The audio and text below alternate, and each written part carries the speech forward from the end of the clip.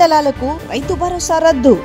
రంగారెడ్డి జిల్లాలోని 10 మండలాల్లో రైతు భరోసా పథకాన్ని రద్దు చేయడంపై రైతులు బగ్గుమంటున్నారు. కాంగ్రెస్ ప్రభుత్వం రైతుల పాలిట శాపంగా మారిందని రైతులు ఆగ్రహం వ్యక్తం చేస్తున్నారు. 1,00,000 ఎకరాలకు పైగా అందని పెట్టుబడి సాయం కన్నీటి పర్యంతమవుతున్న రంగారెడ్డి జిల్లా రైతులు. కీసరలో రోజంతా పొలంలోనే అన్నదాతల నిరసన. సర్కార్ నిర్ణయంపై బగ్గుమంటున్న రైతు సంఘాలు. తహసీల్దార్కు మహేశ్వరం రైతుల వినతి పత్రం. రైతులకు అన్యాయం చేస్తే ఏమొస్తుందని మండిపాటు. 19న కలెక్టరేట్ ఎదుట ధర్నా చేస్తామని హెచ్చరిక. పెట్టుబడి సాయాన్ని రద్దు చేయడం అన్యాయం.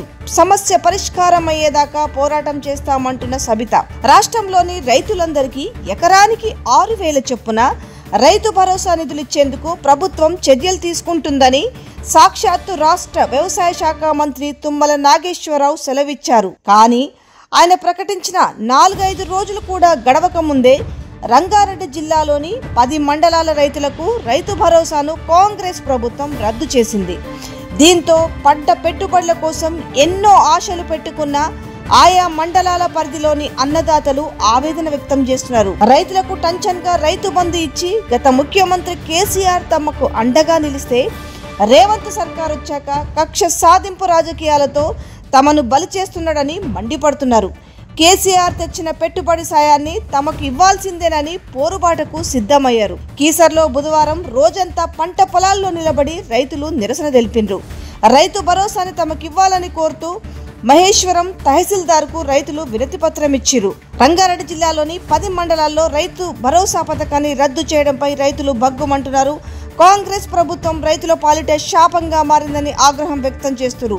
రైతులు తమ పొలాల్లో నిరసన వ్యక్తం చేస్తూ రేవంత్ సర్కార్పై పోరుకు సిద్ధమవుతున్నారు.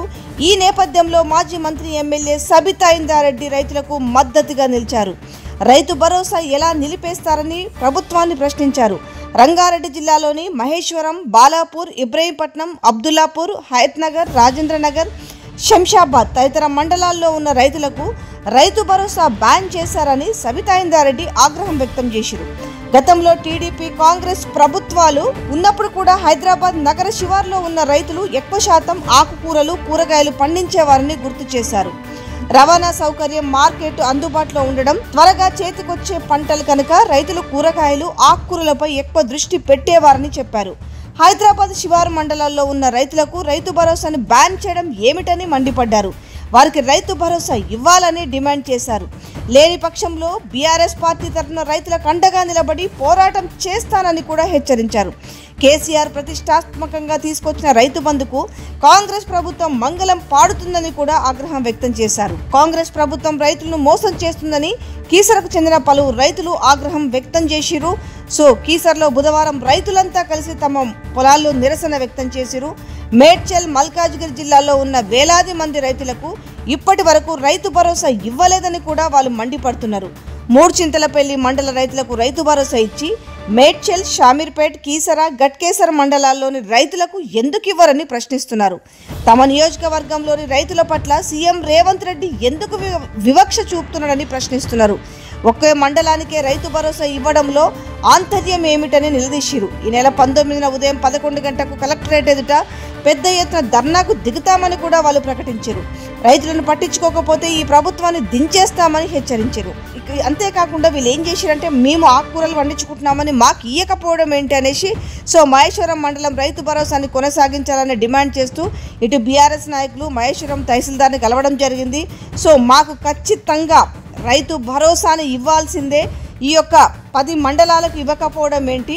మేము కూరగాయలను పండించడమే పాపమా? వ్యవసాయ యోగ్యమైన భూములకు అన్నిటికీ రైతు భరోసా ఇస్తామని చెప్పి ఇప్పుడు 10 మండలాలకు మెలిక పెట్టడం ఏంది?